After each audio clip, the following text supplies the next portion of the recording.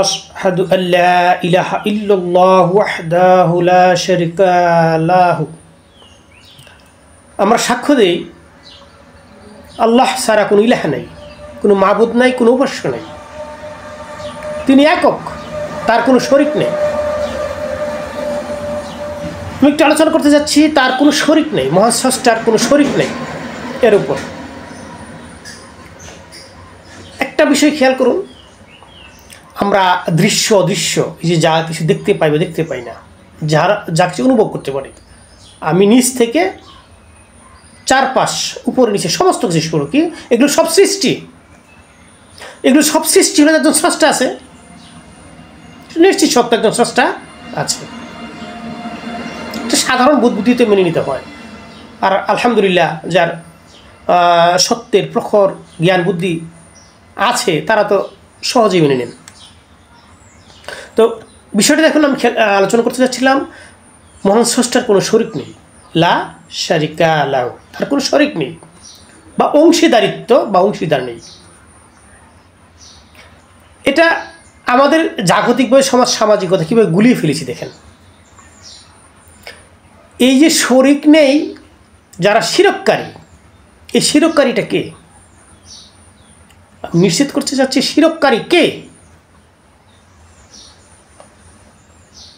অন্যত্র মহান স্রষ্টা বলেছেন ইলাহুকুম ইলাহু ওয়াহিদ, তোমাদের ইলাহ এক ইলাহ, তিনি হচ্ছেন একক। তোমাদের ইলাহ, সেই ইলাহ হচ্ছেন একক বা এক, এরকম। তো একজন যদি হয় তাহলে এই শরিককারী কে হতে পারে? এর সৃষ্টির মধ্যে শরিককারী কে হতে পারে? বিষয়টা মাথায় আসে না? যে সৃষ্টির মধ্যে, যে সৃষ্টিটা সাক্ষ্য দিবে, বলবে, বিশ্বাস করবে যে স্রষ্টা নাই, যিনি স্রষ্টাকে অস্বীকার করবেন সে বড় শিরককারী। কেন? আমরা নিজেই স্বীকার করছি আমরা সৃষ্ট, আমরা সৃষ্টি হয়েছি, জন্ম নিয়েছি। তাহলে জন্ম নিয়েছি, জন্মদাতা একজন আছে। জাগতিকভাবে যদি বলি আমি জন্ম নিয়েছি, আমাকে জন্ম দেওয়া হয়েছে, তাহলে আমি যদি জন্ম নিয়ে থাকি আমার জন্মদাতা আছে। তদ্রূপ আমি যদি সৃষ্টি হয়ে থাকি তাহলে আমার স্রষ্টা আছে। সাধারণ বুদ্ধিতে এটা কি বুঝে আসে না, বোধগম্য আসে না? বলেন, আমি সৃষ্টি হলে আমার স্রষ্টা আছে। যারা সৃষ্টিকে অস্বীকার করে তাহলে তারা আলাদা একটা সত্তার বিশ্বাসী বা আর আলাদা একটা সত্তা স্থাপন করে। সত্তা সৃষ্টিকর্তা বা হিসাবে যে তার একটা সত্তা আছে, হ্যাঁ, মহান এই যে পরম বলি আমরা, পরম এর যে সত্তা, পরম সত্তাটা, এই পরম সত্তাটাকে যদি কেউ অস্বীকার করে তাহলে সে হচ্ছে শিরিককারী বা একটা শিরিক তৈরিকারী। বিষয়টা কিন্তু এরকম, গভীর চিন্তা করুন। কিন্তু আমরা এই শিরিককারীকে পরিচয় দিতে গিয়ে বা শিরিককারীদের পরিচয় দিতে গিয়ে আমরা এমনভাবে গুলিয়ে ফেলেছি যে কোনো মানুষ যদি মানুষকে ভক্তি করে সে শিরিক করে, কোনো মানুষ যদি রওজা মাজার যে জিয়ারত করে, অতিভক্তি দেখায়, শিরিক করে, সেখানে দোয়া করে, শিরিক করে, বিভিন্ন দিবস পালন করে, শিরিক করে।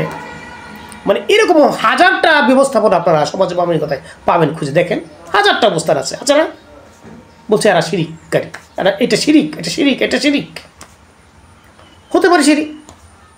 কিন্তু প্রকৃতপক্ষে যে শিরিককারী বা শিরিক ব্যবস্থাপনাটা আমাদের বুঝতে হবে। তো আমি কতটুকু বুঝাতে বললাম জানি সংক্ষেপ আলোচনা, যে যারা মহান এই যে পরমের অস্বীকার করে, যারা পরম সত্তার অস্বীকারী, যারা পরম স্রষ্টার যারা অস্বীকারী, এক ঈশ্বরে যারা বিশ্বাসী নয়, যারা নাস্তিক, তার হচ্ছে বড় শিরিককারী। নাস্তিক মানেই মহান সত্তা, পরম সত্তাকে অস্বীকারী। তারা আরেকটা আলাদা সত্তা স্থাপন করছে। কেন? কারণ নিজেরা তো সৃষ্ট, তো নিজে সৃষ্ট হলে কেউ না কেউ স্রষ্টা আছে। সুতরাং এক ঈশ্বরবাদী যদি না হয়, এক স্রষ্টাতে যদি বিশ্বাসী না হয়, তাহলে সে হচ্ছে প্রধান শিরিককারী। কথাটা বুঝতে পারলেন? এইভাবে সূক্ষ্মভাবে আমার জিনিসটা বোঝার চেষ্টা করতে হবে। কোনো মানুষের চলায় ফেরায়, উঠায় বসায় স্বীকার করে আমার একজন স্রষ্টা আছে, স্বীকার করে লা ইলাহা ইল্লাল্লাহ, সাক্ষ্য দেয়, স্বীকার করে আমার স্রষ্টা একজন, তার কার্যাবলীতে শিরিককারী হয়ে যায়। পরিপূর্ণভাবে কিভাবে বলেন? পূর্বে যে বললাম, কোনো মানুষকে যদি ভক্তি করে, রাজা মাজার গিয়ে যদি শ্রদ্ধা ভক্তি দেখায়, দোয়া করে, সে তো স্রষ্টাকে অস্বীকার করে না। মহান স্রষ্টা একজন, সেই মহান একজন স্রষ্টাকে স্বীকার করে এগুলো করে থাকে, তাহলে সে শিরককারী হয় পরিপূর্ণ কিভাবে? পরিপূর্ণ শিরককারী কিভাবে হয় বলেন? পরিপূর্ণ শিরককারী হচ্ছে যারা মহান স্রষ্টাকে অস্বীকার করে, যারা মহান স্রষ্টা বা পরম সত্তার যে অস্বীকারী, তারা হচ্ছে বড় শিরককারী বা শিরিকের উদ্ভাবনকারী। তারা কারণ আলাদা একটা সত্তা তারা স্থাপন করে নিজের যে সৃষ্টির জন্য। নিজে যেহেতু সৃষ্টি, তাহলে তাদের স্রষ্টা একজন আছে, একজনকে মানে না কিন্তু স্বীকার করে না, তাহলে আলাদা কাল্পনিকভাবে একটা সত্তা সেখানে সৃষ্টি হয়ে যায়, তৈরি হয়ে যায়। এটা হচ্ছে শিরিককারী, মহান স্রষ্টার সাথে এরা শিরিক করে। আরেকটা মজা তথ্য দেখাই আপনাকে, আপনারা অনেকেই জানেন, এই যে আমরা ফিরাউন নমরুদের কথা বলি না, তারা শিরককারী। ফিরাউনের জীবনে কি ঘটনা আছে, বাস্তবতা এরকম ঘটনা আপনি জানেন, কোনোদিন দেখেছেন বা শুনছেন? দেখা তো সময় শুনছেন। কীরকম? যেদিন নীল নদ শুকিয়ে যায়, নীল নদের পানি শুকিয়ে যায়, প্রচণ্ড খরা মিশরে, তখন এই ফেরাউন সুউচ্চ পাহাড়ের গুহায় ঢুকে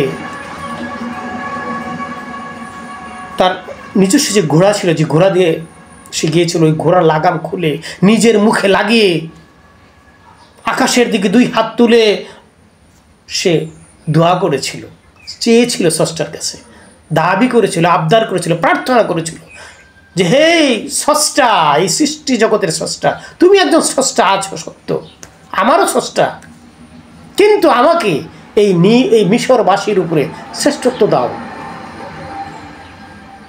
এই নীল নদকে আমার তাবে করে দাও, আমি যেন এই মিশরবাসীর উপরে নেতৃত্ব দিতে পারি, আমার কর্তৃত্ব ফলাইতে পারি, এই ব্যবস্থা করে দাও।